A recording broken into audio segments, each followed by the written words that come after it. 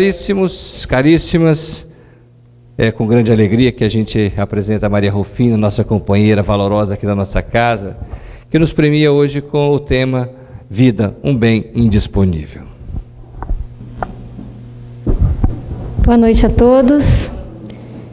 Os que estão vindo à nossa casa pela primeira vez, sintam-se todos abraçados, sejam muito bem-vindos.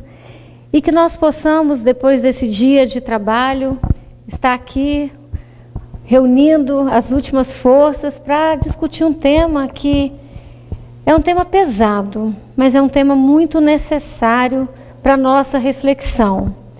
Hoje nós vamos fazer uma colcha de retalho, nós vamos falar desse bem maior, desse presente que nós recebemos do Criador, que é a nossa vida.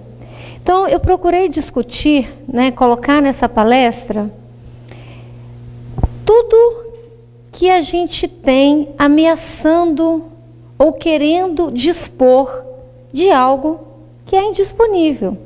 Nós não conhecemos nada sobre o mistério da vida, então nós não temos o direito de dispor dela ao nosso bel prazer. Nós precisamos respeitar mais esse dom maravilhoso de nascer e viver, aprender a viver, viver bem, dignamente, serenamente, em harmonia. Então nós vamos discutir hoje, rapidamente, vamos falar sobre o aborto. O Roberto já me facilitou, que eu amo esse clipe do Plínio Sampaio. Eu trouxe numa palestra, quando eu falei do aborto, e eu fechei com essa música, com esse testemunho, de uma pessoa que está ali, que tem uma obra linda, um músico, e que simplesmente poderia ter sido uma vida descartada, algo que poderiam ter disposto. Nós vamos falar sobre o suicídio pela necessidade premente nos dias atuais, da gente refletir sobre esse assunto. Sobre os vícios, porque aborto, suicídio, está muito atrelado atualmente com todos os vícios que a nossa sociedade moderna tem nos conduzido. Precisamos falar também da eutanásia em todas as suas diferentes formas, como a vida está sendo negociada. E de todos os excessos, porque às vezes nós achamos assim, não tenho a menor intenção de me suicidar, mas você é um suicida inconsciente, que se mata um pouquinho a cada dia, com os excessos que você comete, com seus destemperos, com seus descontroles. Então nós vamos procurar discutir um pouquinho de cada tópico desse.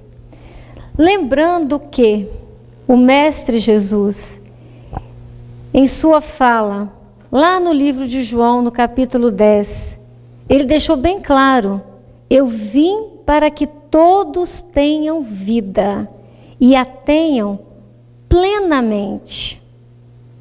Então, ele não deu a sua vida para que a gente simplesmente sobreviva arrastando correntes. Jesus se sacrificou por nós para que a nossa vida seja plena, seja abundante, seja produtiva. Eu sou o bom pastor. O bom pastor dá a sua vida pelas ovelhas.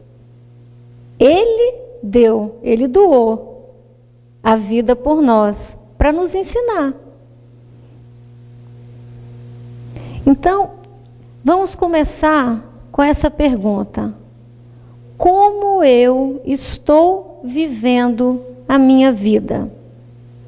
Eu estou vivendo plenamente, em abundância, feliz, sereno, realizado? Ou eu estou sobrevivendo, entregando-me ao desespero, à depressão, à frustração, à insatisfação? Tudo me aborrece. Viver é um fardo que eu carrego, arrastando as minhas correntes. Pobre de mim. Deus me colocou nesse mundo para sofrer. A culpa é do meu pai e da minha mãe. Que se não fosse eles, eu não estaria aqui. A gente sempre quer arranjar um culpado, não é? Sempre. A culpa nunca é nossa. A culpa sempre é do outro.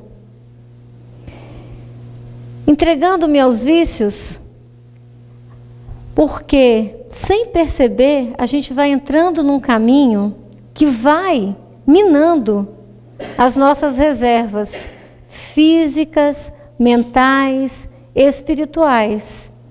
Então, quando nós vamos nos emaranhando nessa teia, sem nos darmos conta, nós estamos atrelados, né, aos nossos vícios. E aí, nós criamos as nossas mazelas, não só físicas, não só as doenças físicas. O álcool, uma droga lícita, a maior causa de violência, né, de transtorno social, de desamparo que existe, é o vício do alcoolismo. Quantas agressões físicas, quantas agressões emocionais, filhos de pais alcoólatras, esposas de maridos alcoólatras sofrem, quantos abusos. E isso é permitido, mas eu só bebo socialmente. Não é assim? Todo mundo fala, tem esse discurso. Então a gente precisa dosar. Não que você confraternizar com seus amigos, com a sua família, festejar, nada, a gente não tem que proibir, a gente tem que buscar o equilíbrio. Tudo me é permitido, mas nem tudo me é lícito. Paulo já nos disse isso. Então, eu posso tomar um cálice de vinho, posso tomar minha cervejinha, mas eu tenho que buscar o meu equilíbrio e ver se eu estou dominando ou se eu estou sendo dominado. Não é assim? Quantas pessoas sofrem pelo vício do cigarro? Eu sou médica, passo dias e dias dentro de um grande hospital. Quantas pessoas, né, com câncer de pulmão, câncer de laringe, e todo mundo sabe, desde a mais tenra idade, que fumar faz mal. Então, a pessoa que fuma e tem um câncer de laringe, um câncer de pulmão, a culpa é de Deus? A culpa é do mundo? Hoje, uma vitória muito importante da Organização Mundial de Saúde. Vocês já repararam que toda a embalagem de cigarro tem uma foto horrorosa? Ou de uma criança desnutrida, ou de uma pessoa, né, em fase terminal de câncer? É porque aquilo ali é como 2 e 2 são 4. Não existe passar por uma vida de fumo e não pagar um preço. Você pode não ter um câncer, mas você vai desenvolver com certeza um enfisema pulmonar, uma bronquite, uma sinusite crônica. E a culpa é de quem? Então a gente tem que refletir. Quem se entrega ao uso constante do álcool, do cigarro, é um suicida ou não? Vamos refletir depois. Outro vício velado, socialmente aceito e catastrófico que a humanidade moderna enfrenta: o vício em psicotrópicos, os famosos tarja preta. Não é assim? Todo mundo quer chegar em casa, estou estressado demais. Aí, ao invés de fazer como o Roberto fez hoje aqui, viu quantas músicas lindas, música do cancioneiro popular. Não são músicas de cunho religioso, não. Mas que se você parar para ouvir, ela vai te acalmar. Ela vai te trazer uma mensagem que você simplesmente pode relaxar.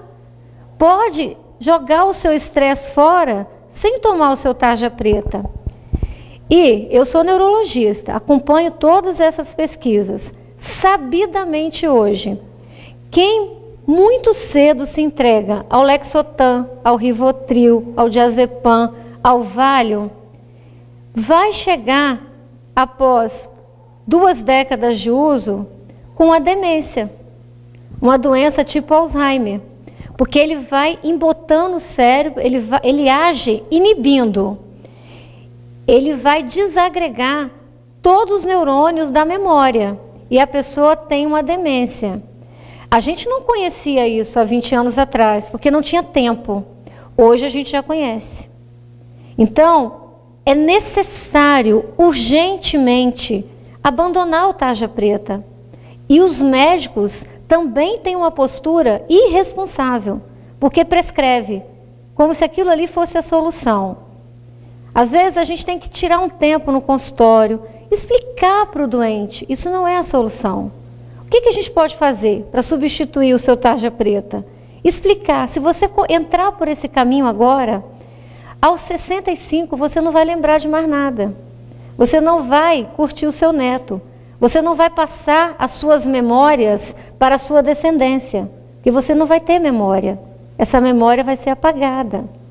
Então, é outro indício de suicídio lento. Eu não diria inconsciente, porque a gente sabe que faz mal. E mesmo assim, a gente quer a solução pelo mais fácil. A gente quer tomar o tarja preta, dormir e varrer o problema para debaixo do tapete. No outro dia a gente pensa. Os números da OMS é a Organização Mundial de Saúde, mostram que o peso da depressão, em termos de perdas para as pessoas afetadas, vai aumentar. De modo que em 2030, a depressão será sozinha a maior causa de perdas para toda a população, direta e indireta, entre todos os problemas de saúde. É incrível. Hoje, as pessoas se afastam do trabalho por depressão. É mais depressão que problema de coluna, é mais depressão do que câncer, do que problema gástrico, do que úlcera, é depressão. É o mal do século. É o que afasta hoje o jovem, o adulto produtivo do mercado de trabalho, disparadamente. E o que é aterrador, que essas projeções que foram feitas há uma década, a gente só vê elas se concretizarem. Elas estão se tornando verdade.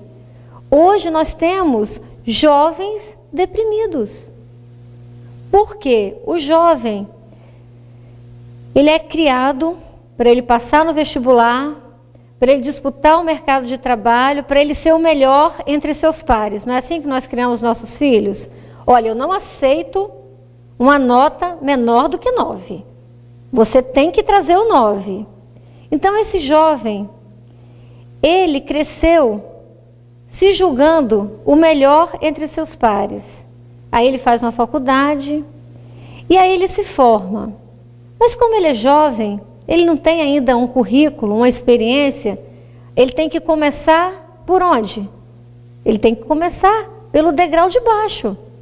Mas a maioria não quer começar subindo, já quer dar um salto triplo e parar no ápice da escada. Então, aí a gente vê muita frustração, mas essa frustração, ela vem em decorrência da própria vaidade, do próprio orgulho, da própria falta de humildade. E a gente percebe isso em todas as esferas. Hoje, nos hospitais, nos serviços de saúde, nós temos um problema enorme, porque os jovens não querem dar plantão. Os jovens não querem ficar à noite de sobreaviso para ir no hospital. E aí, os mais velhos, que já passaram 20 anos fazendo isso, têm que continuar fazendo. Eles chegam recém-formados, precisando de trabalho, e impõem uma série de condições. Olha, eu aceito trabalhar, eu estou precisando, mais de segunda a sexta, das 8 às 5 da tarde. Porque eu tenho que surfar, fazer isso. Todo mundo entende que qualidade de vida é muito importante. Mas também, nós temos que ensinar aos nossos jovens que isso tudo é um progresso. Para você se mostrar profissionalmente, você precisa se fazer conhecer. E às vezes, vou falar da minha experiência, a gente se torna conhecido trabalhando na rede pública, fazendo plantão, se doando. Depois que você atingir um equilíbrio profissional, aí você vai falar, ah, não, agora eu vou poder fazer a minha escala, vou poder escolher os meus horários. Mas é muito difícil já começar de salto alto, já querer começar do meio da escada para frente. Então nós somos pais, nós somos educadores. Nós temos que conversar com os nossos filhos, que não é errado você ser o terceiro assistente, seja o terceiro auxiliar mais competente que tiver naquele escritório. Alguém vai ver a sua luz brilhar. Então, muito dessas mazelas morais hoje, nós precisamos trabalhar com as coisas simples, com atitudes, com reflexões muito simples, começando na proporção da nossa experiência, da nossa capacidade, do nosso conhecimento. Porque às vezes nós queremos dar saltos, né? E a natureza não dá salto. Tudo é um processo contínuo, evolutivo, gradativo. Às vezes nós assim, nos preocupamos muito, a gente pensa que tem que se cuidar só mesmo do espírito, né? Nós somos descuidados demais nesse cuidado com o nosso corpo físico. E aí nos entregamos ao álcool, ao cigarro, aos calmantes, às drogas, não comemos direito, comemos na rua, em pé, não temos assim aquele respeito com o nosso corpo. Mas lá no capítulo 17 do Evangelho segundo o Espiritismo, um dos meus favoritos, Sede Perfeitos, no parágrafo 11, com o título Cuidar do corpo e do espírito, né? Amai, pois, a vossa alma, porém, cuidai igualmente do vosso corpo, instrumento daquela. Porque se você não cuidar do seu corpo, ele é a máquina que vai te possibilitar evoluir, trabalhar, crescer, existir. Então é importantíssimo esse cuidado com o seu corpo físico. E o Espiritismo, como não é só uma religião, né? O Espiritismo em seu tríplice aspecto é uma ciência, é uma religião, é uma filosofia. A gente sempre está trazendo isso.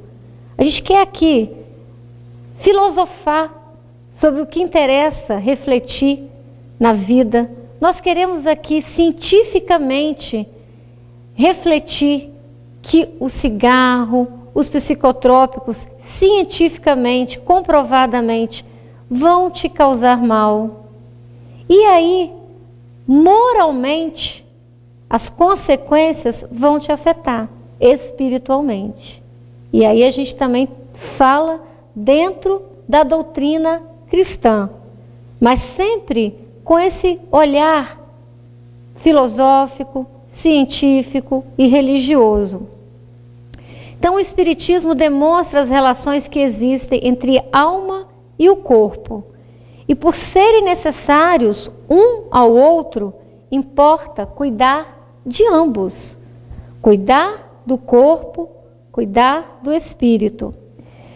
Eu sonho com a época em que a medicina vai ser assim. Nós vamos tratar o paciente no corpo espiritual. Eu vou dar um passe no meu paciente, no consultório, vou detectar aonde está começando o mal. Por quê? Todos os nossos males, eles começam nos nossos centros de força, nos nossos centros energéticos, que são chamados chakras. Depois que a gente desorganiza esses centros energéticos, esses centros de força, é que a doença atinge o nosso corpo físico.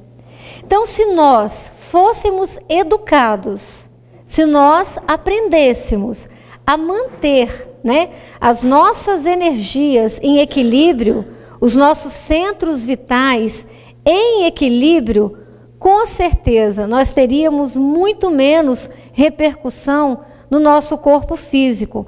Por exemplo, o nosso chakra coronário, frontal, laringeu, estão relacionados com as energias mais leves, espirituais, os nossos pensamentos, as nossas consciências.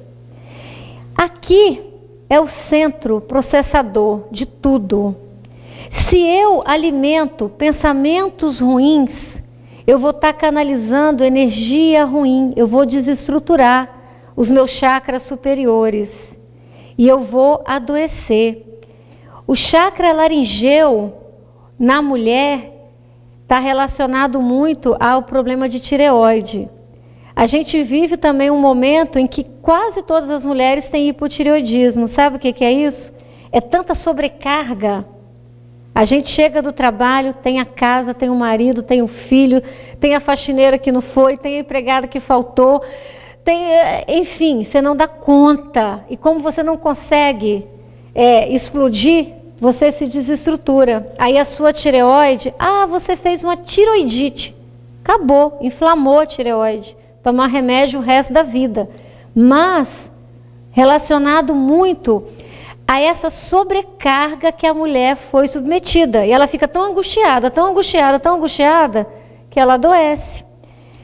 Aqui, o chakra cardíaco, relacionado, né, aos sentimentos, às emoções, os chakras mais que a gente chama de viscerais, o gástrico e o esplênico, aquelas pessoas raivosas, destemperadas, né, estupim curto, pavio curto, elas produzem um desequilíbrio imenso. Isso aqui vai elevar o nível de acidez gástrica, úlcera gástrica, aí vem o tumor da cabeça de pâncreas, tudo isso que a gente pode evitar, se reequilibrando energeticamente.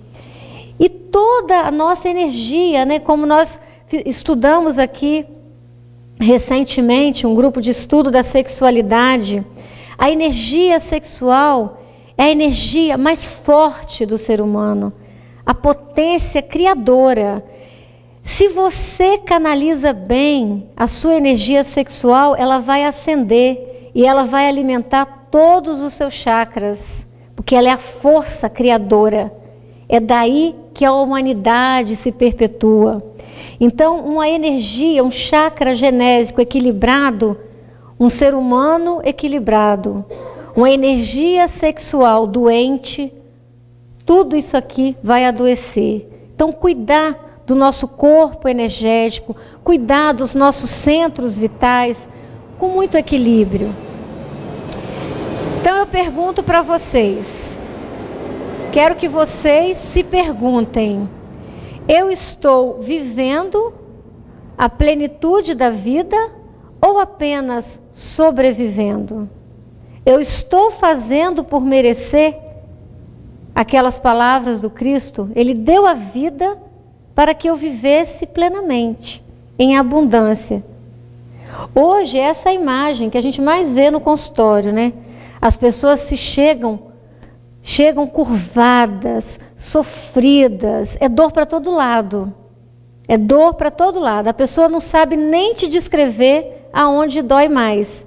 E você fica perdido, você não sabe por onde começa o exame.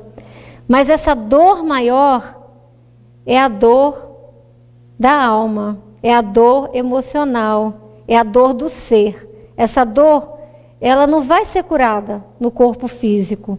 Aí nós criamos até um nome para essa doença. Já ouviu falar de fibromialgia? Que é uma doença que dói tudo, que a pessoa faz todos os exames, passa por todos os médicos e a doença não aparece em lugar nenhum.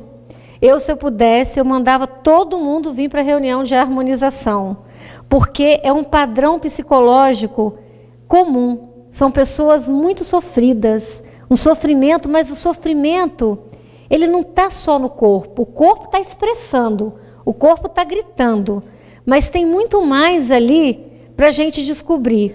Nós não conseguimos ainda um marcador, um exame que marque essa doença, mas com certeza ela precisa de mais atenção, de mais cuidado, porque ela arrasta a pessoa para um sofrimento sem fim. E a dor é real, a dor não é psicológica, ela sente doer. Todos esses pontos. A vida é um bem indisponível, ou seja, não podemos dispor ao nosso bel prazer. Uma doação do Ser Supremo, que se encontra presente no micro e no macrocosmo.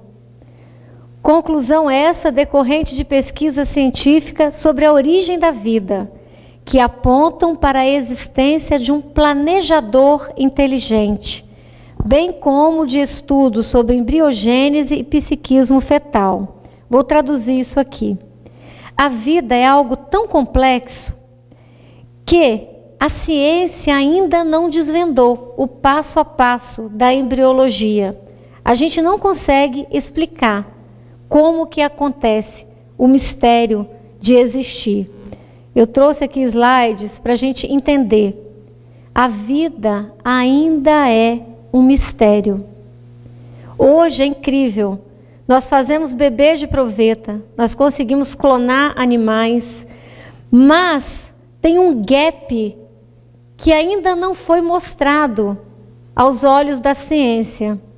Mas como a ciência espírita é vanguardista, eu me sinto muito feliz por ser médica e por ser espírita, porque eu não tenho conflito. Para mim, a aliança da ciência com a religião já se fez.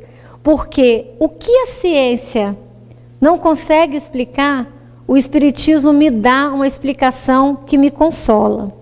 Então, por que a vida ainda é um mistério? Aqui nós temos, né, um espermatozoide e um óvulo. Então, a gente começa aqui a fecundação.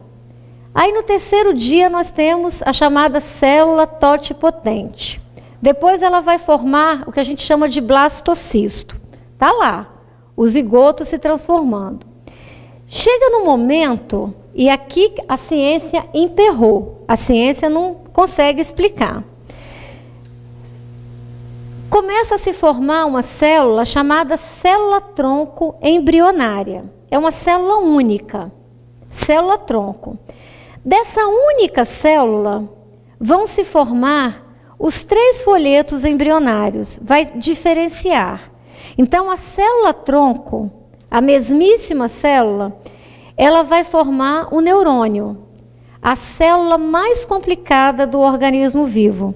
É uma célula que não se reproduz. Ainda não fazemos o neurônio se reproduzir. Por isso que a pessoa que tem um acidente e fica tetraplégico, ainda até hoje, vai ser tetraplégica o resto dos seus dias.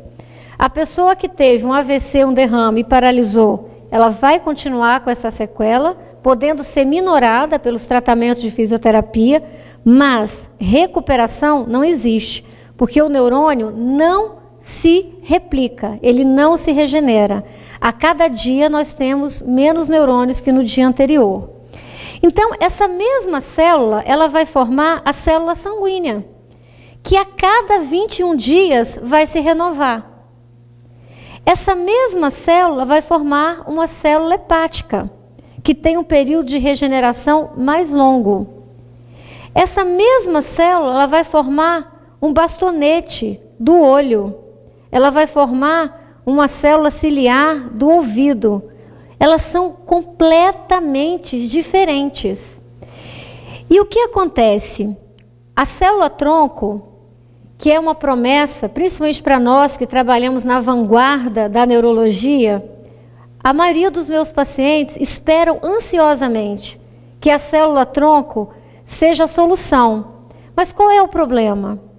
A gente já sabe como extrair a célula-tronco do cordão umbilical, da polpa do dente de leite.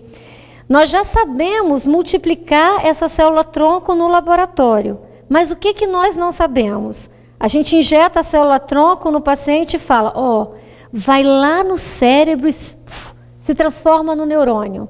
Não, você vai lá no pulmão, porque ele precisa de um pulmão. Não, você vai lá no fígado. A gente não sabe. A ciência não sabe. Por quê? Porque nós não sabemos o que acontece aqui para ela se transformar em tudo isso. Então, a ciência, ela já admite a necessidade de um modelo organizador biológico. Ela só não sabe qual é. Não, é porque tem um modelo organizador biológico, que é o determinante dessa diferenciação celular. Para nós espíritas, esse modelo organizador biológico é o perispírito, é o molde perispiritual, que vai definir, vai determinar as suas características. Nós já sabemos desse modelo organizador biológico há muito tempo. Um dia a ciência vai esclarecer.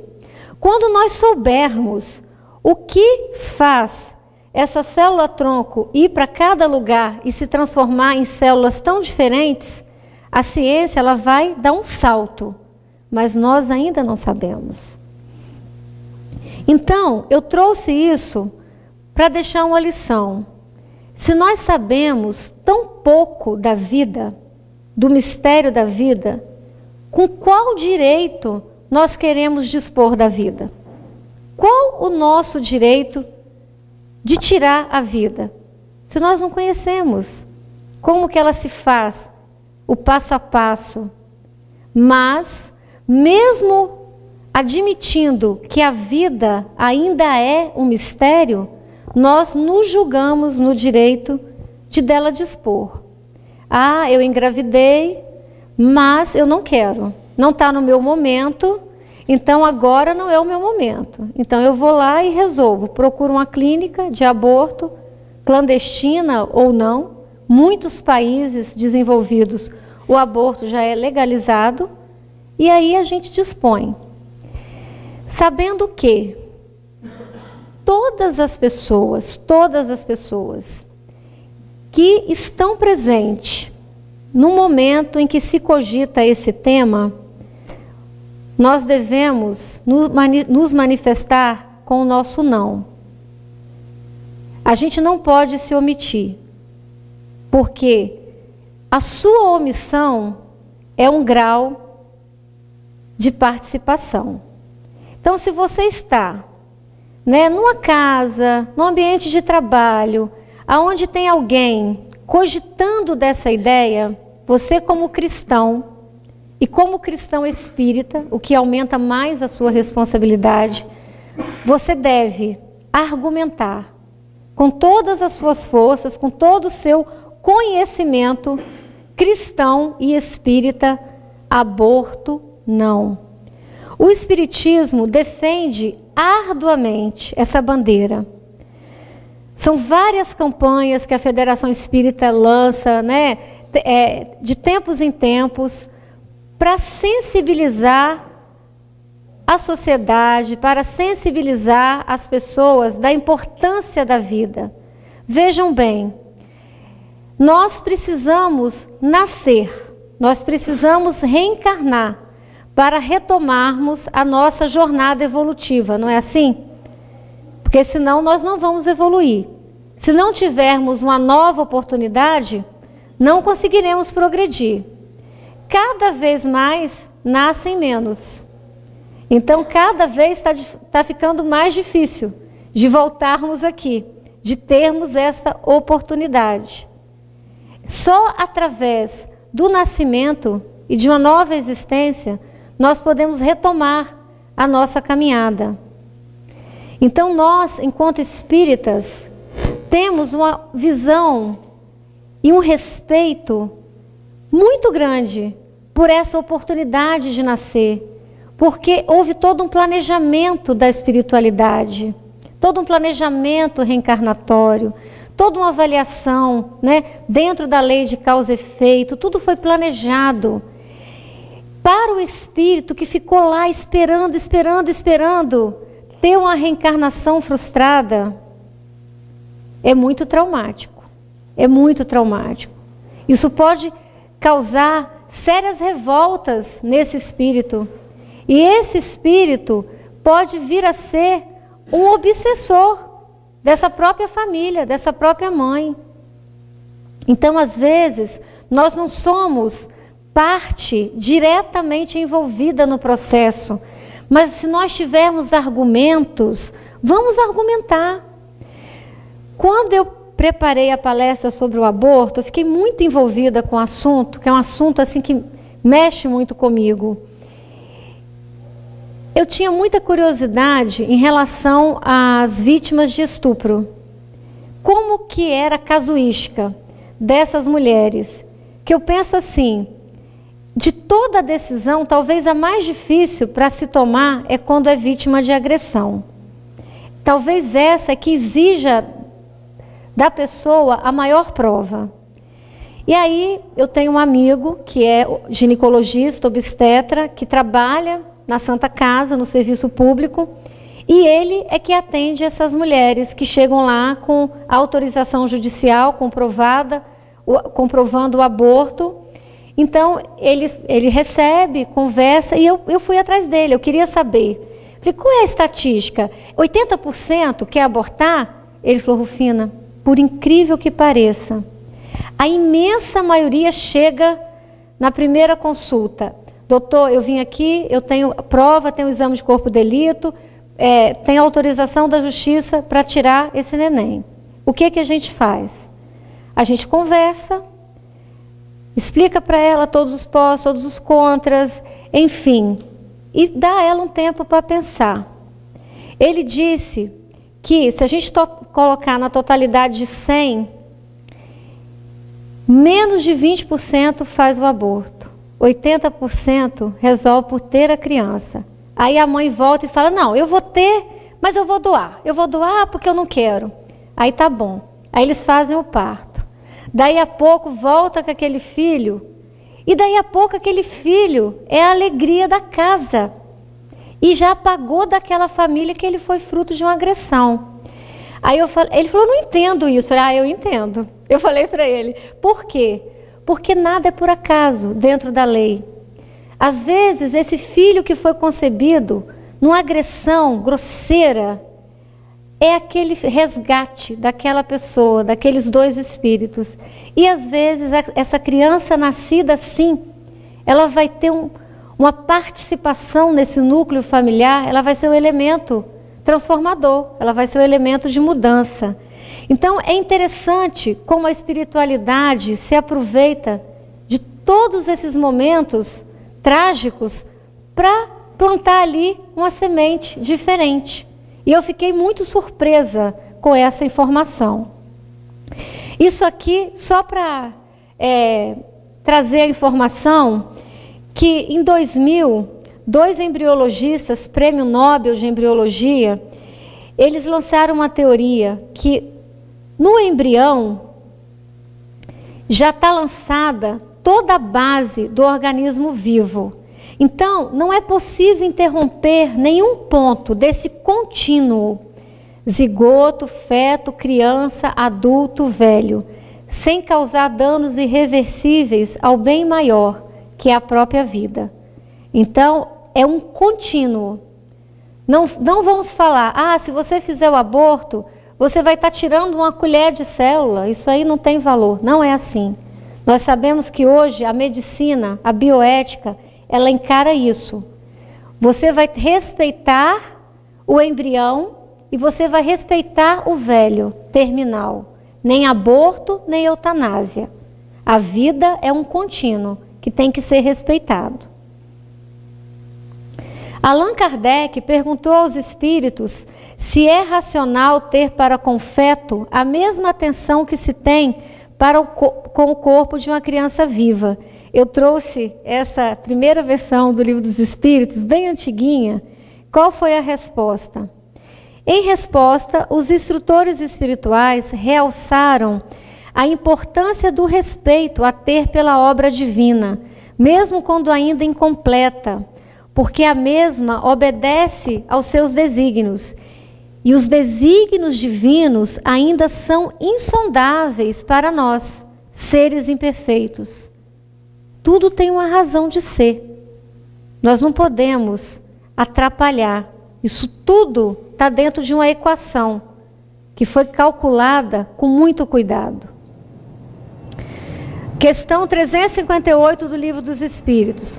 O abortamento voluntário é um crime, qualquer que seja a época da concepção? Existe sempre crime quando transgredis a lei de Deus. A mãe ou qualquer pessoa cometerá crime tirando a vida da criança antes de nascer, porque está impedindo a alma de suportar as provas, da quais o corpo deveria ser o instrumento. Não dá para a gente discutir hoje o aborto, né, em todas as facetas. Nós vamos passar. Nós temos uma palestra só sobre aborto, muito linda, que a gente discute em detalhes o sim ou não, todas as particularidades. Mas como hoje nós estamos falando da vida e do que ameaça a vida, o suicídio também é uma discussão pertinente. Às vezes, nós vemos assim, o suicídio é como se fosse a única porta na escuridão. Eu não vejo nada para solucionar a minha angústia, o peso que eu carrego dessa existência, a não ser dar um fim. Se eu der um fim na minha existência, eu vou acabar com o meu sofrimento. Será? Esse é o mapa do suicídio no mundo, né? Aqui, culturalmente, o Japão, o Oriente, eles têm a cultura do suicídio. Se eu fiz algo do qual eu me envergonho e eu manchei a honra da minha família, eu me mato, porque aí eu não vou continuar existindo e causando vergonha.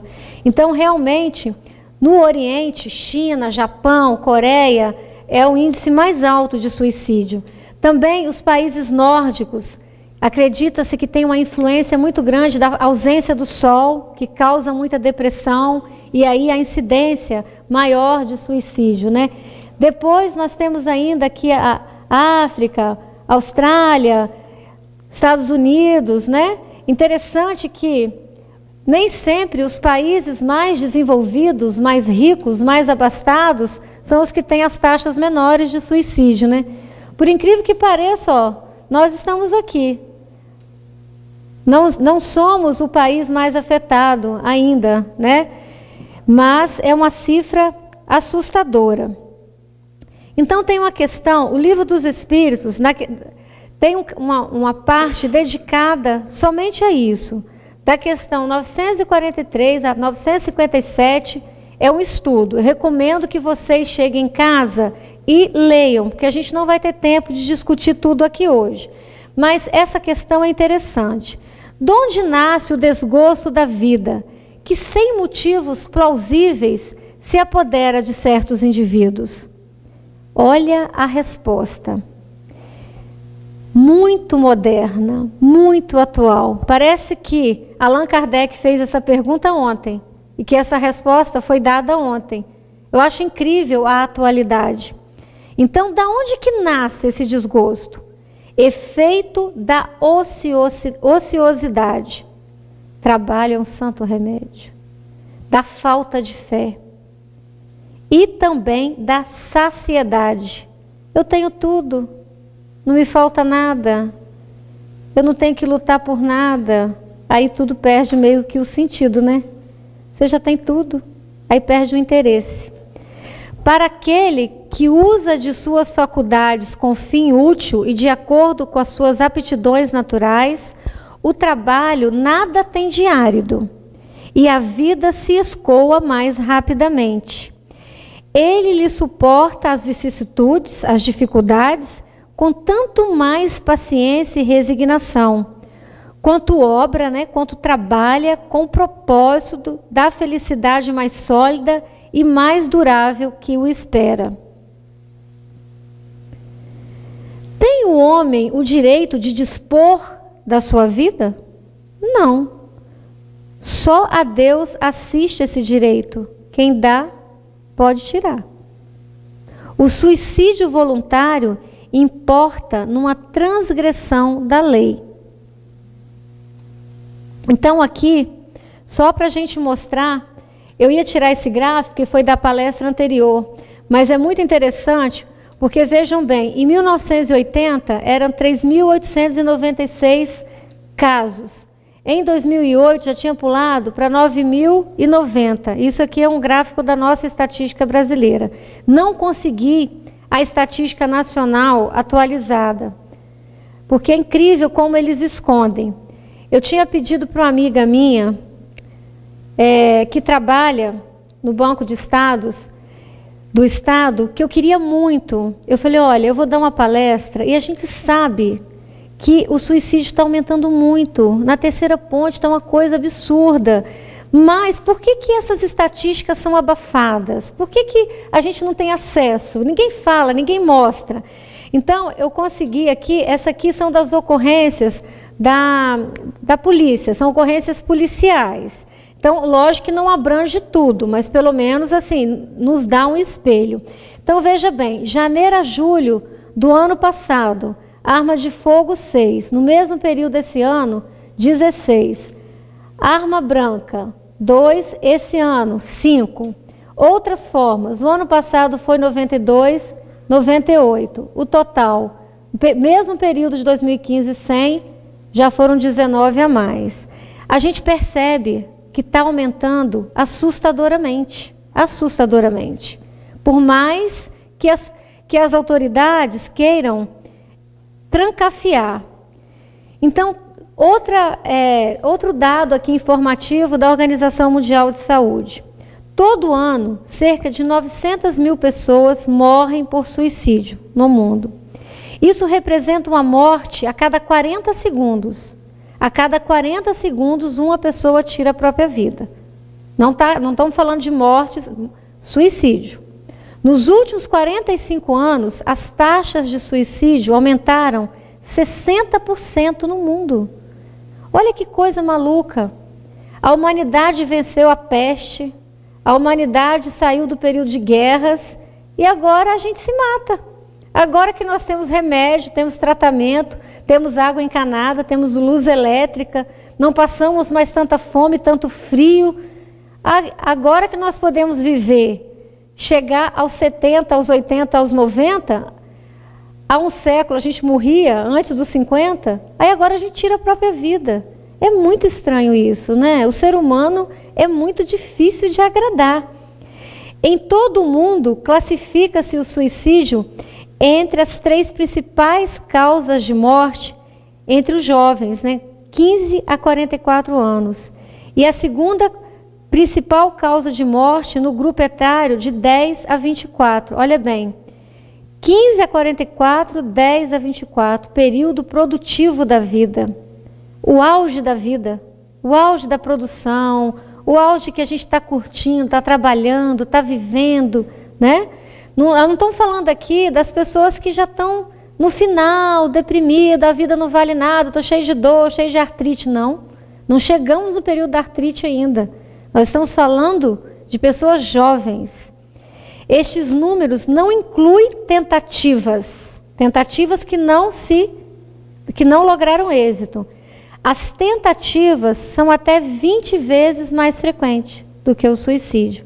Isso é assustador. Isso é assustador. O que está acontecendo com a nossa juventude? O que está acontecendo com a humanidade? Agora, uma estatística nossa. Aumenta o número de brasileiros, sobretudo jovens, que tiram a própria vida.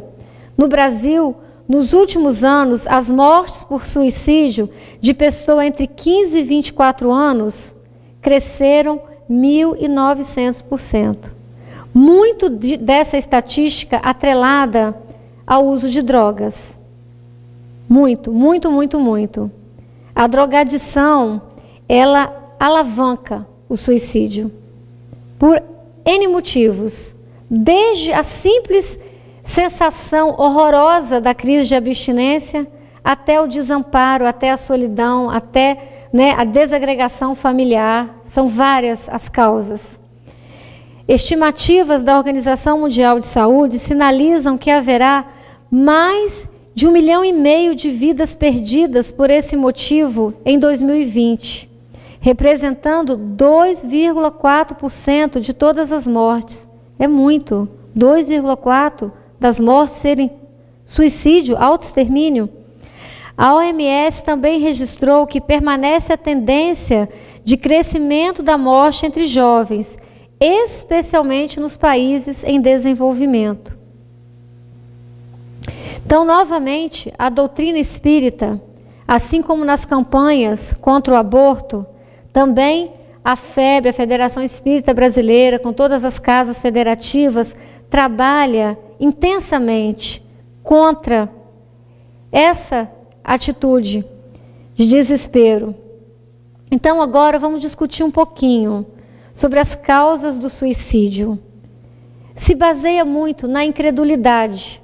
Bem, se eu não acredito em nada, se eu sou materialista, para o materialista acabou a vida, acabou tudo, não é? Não tem nada no mundo espiritual, não existe Deus, não existe o mundo espiritual.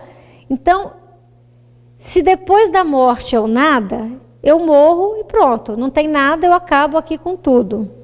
Então, a falta de fé, as dúvidas, né? E são as principais causas, o que está nessa gênese. Crer que o nada é o futuro, como se o nada pudesse oferecer consolo, como se fosse remédio para supostamente abreviar o sofrimento. É a chamada covardia moral. Aqui a gente tem que tirar os transtornos mentais. O suicídio praticado numa doença mental, numa loucura, ele não é um suicídio consciente. Então ele tem os seus atenuantes. Aos olhos de Deus, da espiritualidade, ele não é julgado da mesma forma. Aquela pessoa não estava na plenitude da sua consciência, dos seus atos. Então, quando a gente fala de suicídio, as causas, nós estamos falando de pessoas com capacidade de raciocínio e julgamento preservada. Essa plantinha aqui, essa gravura, é só para a gente discutir o que a gente alimenta, porque às vezes eu já trago comigo, eu vou regar essa plantinha, quando ela crescer, tiver galhos fortes, eu vou pendurar uma corda e vou me matar. A gente coloca essa ideia e vai alimentando essa ideia, desde muito cedo. Nós vamos discutir a ideoplastia do nosso pensamento. A gente coloca uma ideia e a gente vai fazendo essa ideia criar força, ao invés de combater. Em O Livro dos Espíritos, como eu disse, existem várias questões que vocês precisam ler como complementar a reflexão de hoje, porque nós não teremos tempo de discutir, que aponta causas e consequências. Principalmente as consequências, é muito bom que todo mundo vá lá e leia. Também no Evangelho segundo o Espiritismo, no capítulo 5, o suicídio e a loucura, que aí a gente tem essa noção, né, dos atenuantes, dos agravantes, e quanto que, às vezes, uma perturbação espiritual, uma perturbação mental pode levar a esse ato. No Céu e o Inferno, outra obra importante da nossa codificação, no capítulo 5, há relatos dos próprios... O Céu e o Inferno é uma obra complementar. Há relatos dos próprios suicidas sobre o seu estado infeliz na erraticidade. Aqui a gente tem o próprio espírito, no plano espiritual, descrevendo a sua condição infeliz. No livro Memórias de um Suicida, fala-se dos vales dos suicidas, ou seja, o lugar para onde vão as almas daqueles que cometeram suicídio. É uma obra complementar, porque nós temos as obras básicas e as obras complementares. Então, Evangelho, Livro dos Espíritos, obras básicas, Céu e Inferno. Depois nós temos as obras complementares. Memórias de um Suicida, apesar de ser uma obra romanceada, é uma obra muito recomendada para quem quer se dedicar a esse tema, porque descreve em detalhes. E eu me lembro, quando era jovenzinha, que comecei a ler esse livro, eu parava, porque ele me assustava. Eu demorei, eu precisei amadurecer um pouco, porque a descrição, ela é tão pungente que você se assusta. Então, é uma obra que merece uma leitura e um estudo. Em Mecanismos da Mediunidade, o espírito de André Luiz discute sobre a ideoplastia do pensamento, que é o que eu quero descrever um pouquinho. O que é isso? O professor Ernesto Bozano, ele diz que o pensamento e a vontade são forças plásticas, forças organizadoras. Tem a capacidade de você pensa naquilo, você deseja aquilo, é como se aquilo ganhasse força. Então, no seu livro Pensamento e Vontade, ele esclarece, né, o significado dessa palavra ideoplastia, moldagem da matéria viva, elaborada pela força do pensamento. Então, realmente, o meu pensamento vai se fixando naquilo, eu vou regando a minha plantinha. Eu quero me matar, isso é a única solução. Isso vai ganhando força, isso vai te dando coragem. E daí a pouco você vai lá, pendura a corda e pula, porque você deixou isso ganhar força. Você transformou isso em algo realmente palpável. Você cristalizou esse pensamento. Então precisamos combater com a oração, né? Com a prece, com a harmonização, com o evangelho, com leituras edificantes, essas ideias. Então o professor Bozano ainda nos esclarece que o pensamento não é atributo da matéria. Pensamento é atributo do espírito. O pensamento modela a matéria no seu estado fluídico, dando-lhe formas e atributos. E Kardec também já nos afiançou que o pensamento, quando ele é projetado, ele emite uma força energética. Por isso que a gente tem que vigiar os nossos pensamentos, que tudo começa por aí. Tudo começa por aí. E eu fiz questão de abrir esse parênteses nessa palestra, porque é aí que é a origem de tudo, a base. Então, algumas considerações. Continuar vivo. A grande surpresa após morrer, desencarnar. Atenuantes e agravantes. Cada suicídio vai ter a sua particularidade. Se eu estava embriagado, extremamente sob efeito de entorpecente, né? Se eu estava num momento de uma doença mental, de uma obsessão, de uma possessão, isso vai ser atenuado. Se eu era aquele chefe de família, voluntariamente, conscientemente, eu tirei a minha vida. Desse meu ato, eu desencaminhei toda a minha prole, minha viúva, meus filhos, minhas filhas se prostituíram, meus filhos se tornaram bandidos, minha mulher caiu em depressão profunda, eu vou ter agravante. Porque, de certa forma, eu estou entrelaçado com tudo aquilo que o meu ato acarretou. Então, atenuantes e agravantes. O espírita tem de opor-se à ideia do suicídio. A certeza da vida futura deve o impedir de abreviá-la. Então, o suicídio inconsciente. A gente acha que... André Luiz, quando chegou no plano espiritual, foi considerado, né? Ah, você era foi um suicídio. Como assim? Eu fui um médico, eu trabalhei. Não, mas você não se cuidou.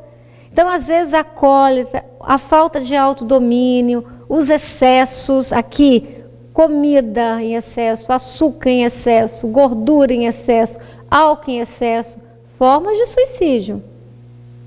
Então, meus amigos, enfrentemos a nossa vida, pois não podemos ter outra. Vejam bem, só há uma vida com múltiplas existências. E quanto mais você se enrolar, você vai estar só complicando a sua vida. A nossa vida é única, é uma vida só. Nós vamos e voltamos, mas é só a vida que nós temos. Encarnados ou desencarnados, a nossa vida é única. As nossas existências corpóreas são diferentes. Então vamos tomar cuidado com o que nós estamos trazendo para a nossa vida. Bem, com um pouco mais de paciência, resignação e propósito, a dificuldade toma outro rumo.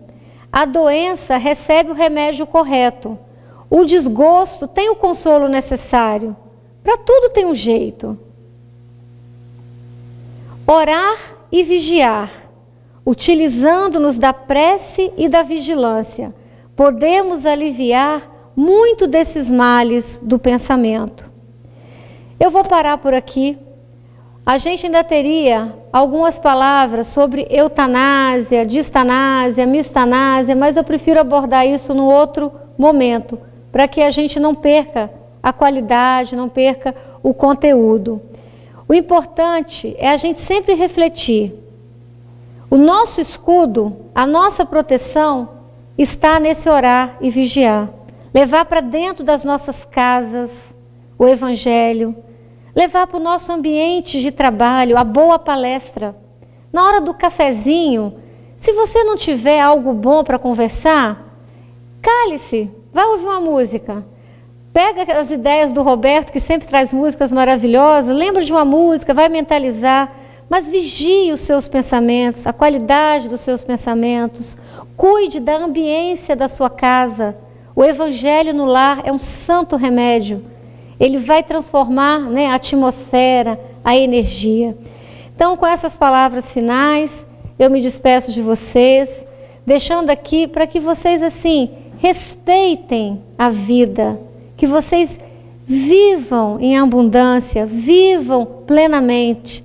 E como cristãos e como cristãos espíritas, sejam cada um de vocês, sejamos cada um de nós instrumentos transformadores. Vamos levar uma palavra de consolo, vamos levar uma palavra de esclarecimento para demover, né, a ideia de uma jovem de praticar o aborto, de um depressivo se emaranhar pelas tramas do suicídio. Vamos levar para ele uma palavra consoladora, vamos explicar que a vida é única, vamos buscar argumentos, vamos oferecer um livro. A gente tem que se doar mais, porque todos somos corresponsáveis. Que Jesus nos abençoe e nos dê uma excelente semana.